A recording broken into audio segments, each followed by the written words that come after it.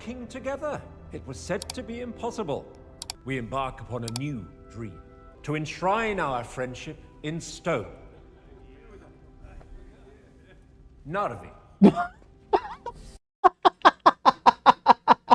That was funny. Did you see that? Let me go back. Sauron's standing there, Anatar, and she's like, "Hey, isn't that great?" And he he just has this look on his face like, "Don't touch me again." Watch, look at his face. On a new dream. That was To funny. enshrine our friendship What's in this? stone. Narvi.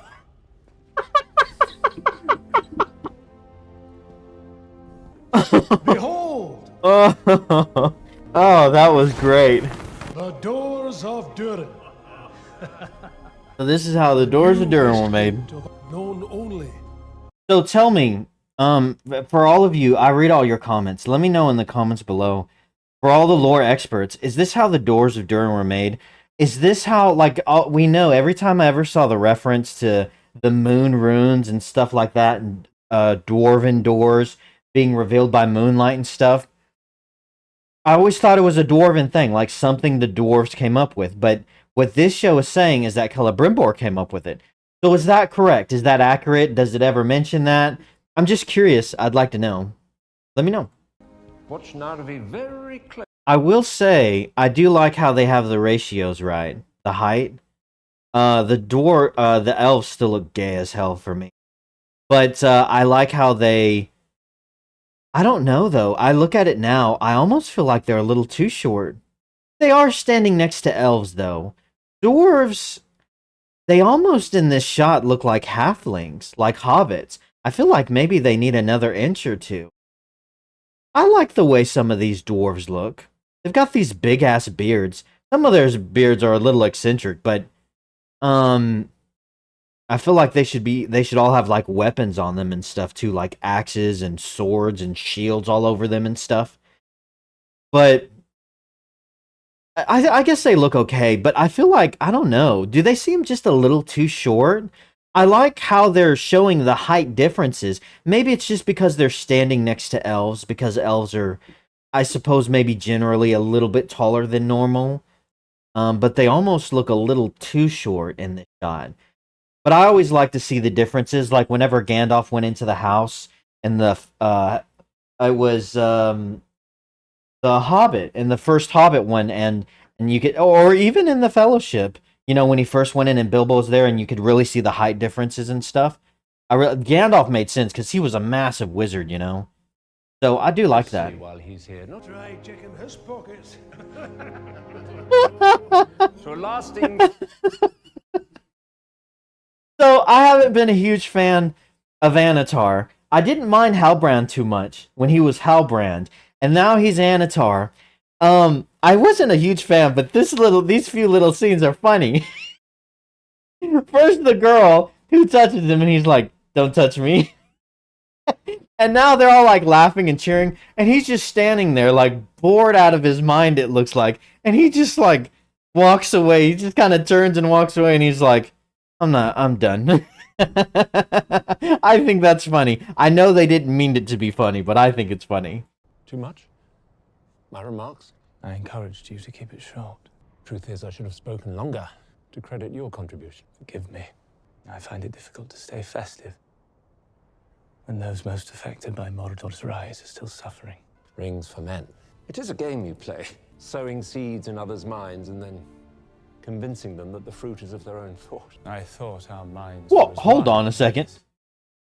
If he knows that and realizes that, like if that's what Sauron's doing, or Anatar here, both in the same, I mean, shouldn't that be a massive red flag? I don't know, like he realizes that? I always thought this whole time that they've painted Celebrimbor to be basically an idiot, but he's realizing that Anatar is sowing seeds in his mind and manipulating him. All right. I thought our minds were as one in this. Come, we shall speak of men tomorrow.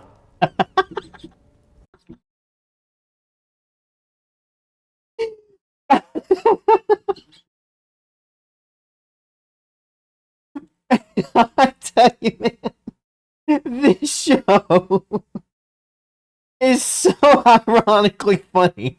This is why I was excited to watch this. Did you see that? Celebrimbor puts his hand on Anatar. He's like, come, let's celebrate with the dwarf. And Sauron, and he's just like, don't touch me. I think that's so funny. He is so bad at being Anatar. Like, if you're trying to manipulate people and coerce them and manipulate and change their mind, like, he's so bad at it. Like, you are being so standoffish. You're playing the villain right now. Oh my gosh. I would prefer to speak of them now. Much of the misery of men is of their own making. Have you ever been to Numenor? No. It is remarkable, ever teetering between glory and ruin. I fear Numenor. We cannot give rings to men. The risk of corruption is simply too great. Whatever problems we might solve would be nothing against those we could create. Men are capable of great frailty. Exactly what are you proposing? We find men we can trust. We identify 9 ring bearers of the 9 greatest mortal kingdoms. 9. The perfection of the 3. Thrice perfected. We have accomplished great things. Why 9?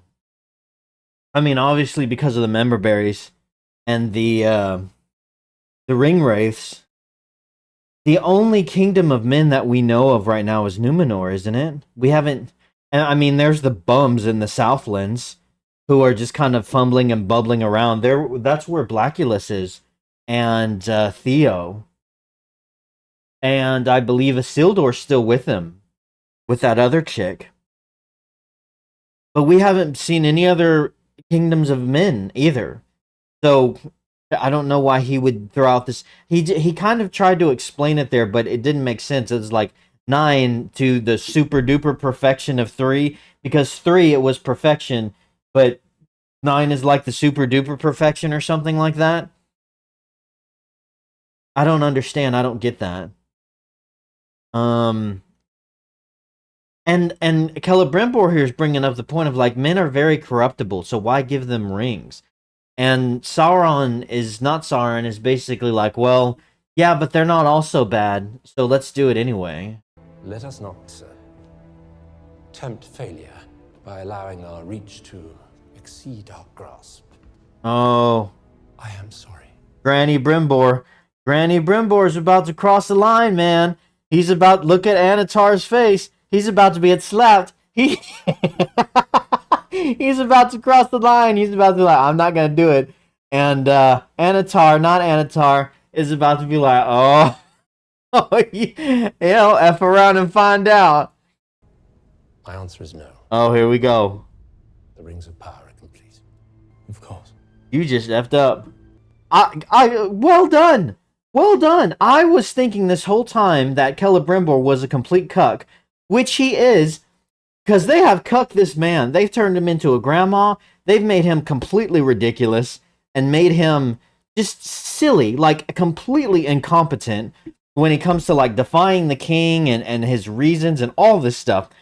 This is the first scene where he's actually showing a little backbone and pushing back a little bit and like, no, listen. I have made this, and I've made the rings for the dwarves now, which kind of sort of made sense, I guess, because they were in trouble, I guess. But what you're asking to make rings for men, it's out of the question. I'm sorry, but I just have to put my foot down. I will give a little props to that. Finally, they gave him a little bit of, meat, you know what I mean? Because, good Lord, I was thinking that they were just going to completely turn him into nothing but a buffoon, but at least he's regained a little bit now. Watch Sauron turn around. Slap him. What you gonna do? Make the 9 myself.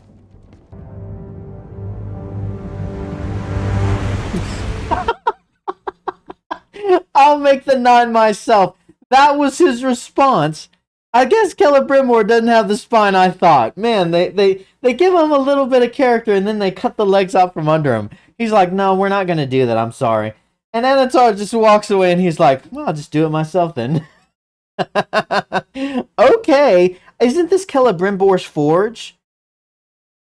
And Celebrimbor didn't say anything that either. He was just like, what? He didn't even say anything. There's no reason to make 9 rings. Just like there was no reason to make 7 for the dwarves.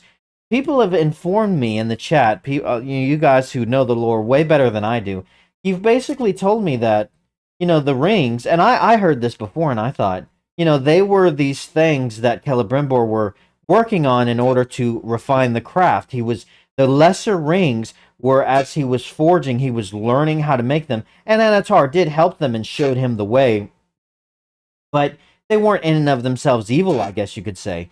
And then eventually Celebrimbor made the 3 away from Anatar, but he still used the same methods that Anatar taught him. And these were these 3 most powerful rings. And then when Anatar made the 1 ring in Mount Doom, it was to rule them all. And so it was subject, all the other rings were subject to it. And so the moment Sauron put on the ring, the 3 rings, Galadriel, was it Círdan who had the other one at that time? And then, what's the other guy's name? The king, High King Swiss Cheese, Gilgalad. They immediately felt what Sauron had did, because the rings became, they felt the power of the 1 ring, so they had to take them off. So everything's backwards now. There's no reason to make 9 rings. Except for member berries and the ring wraiths. They haven't even introduced any of the kings, I don't think. The kings of the land. All they've shown for men are that there are these bums fumbling around who are in the Southlands, and now half of them work for Mordor, and the other half are hanging out with Theo and all of them. So I'm not sure what they're going to do. There were some funny scenes in that, though. I enjoyed Anatar's response. He didn't give a crap. He's done. He's not acting at all. He's just full out, blown out, doesn't care. I thought that was funny.